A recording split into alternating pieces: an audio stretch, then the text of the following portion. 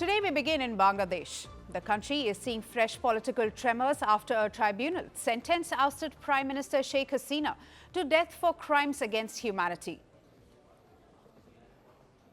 Hasina's Awami League party, whose political activities remain banned under the interim government, has called for a nationwide shutdown on Tuesday.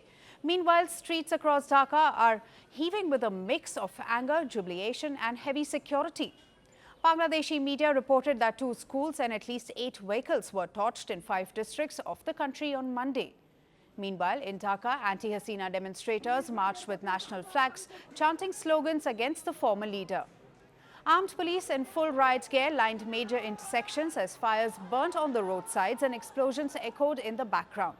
Some protesters even blocked streets to pray while others ran as security forces pushed forward.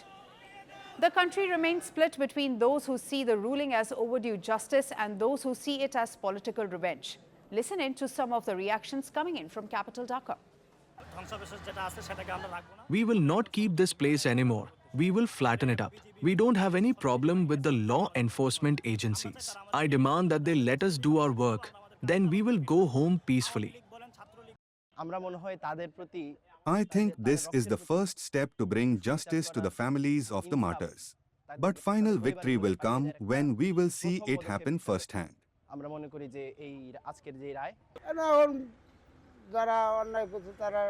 Those who did wrong must suffer consequences.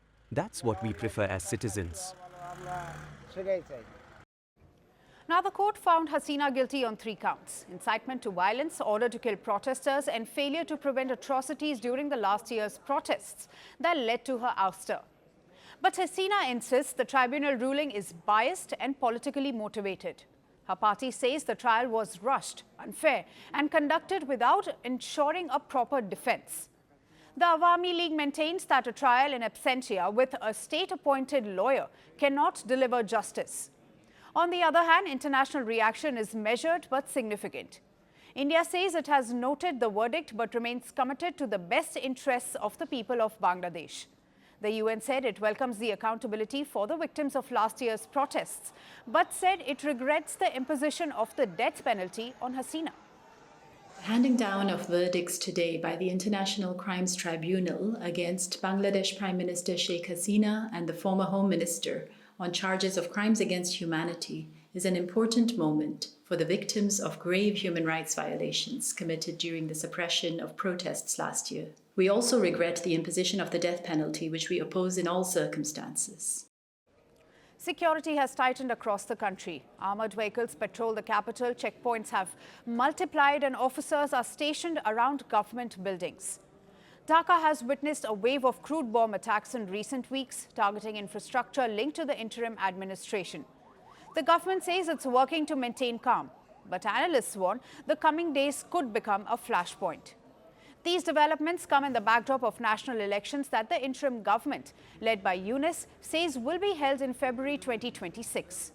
With rival crowds surging into the streets, the Awami League escalating its resistance and international scrutiny mounting, Bangladesh now enters an unpredictable stretch.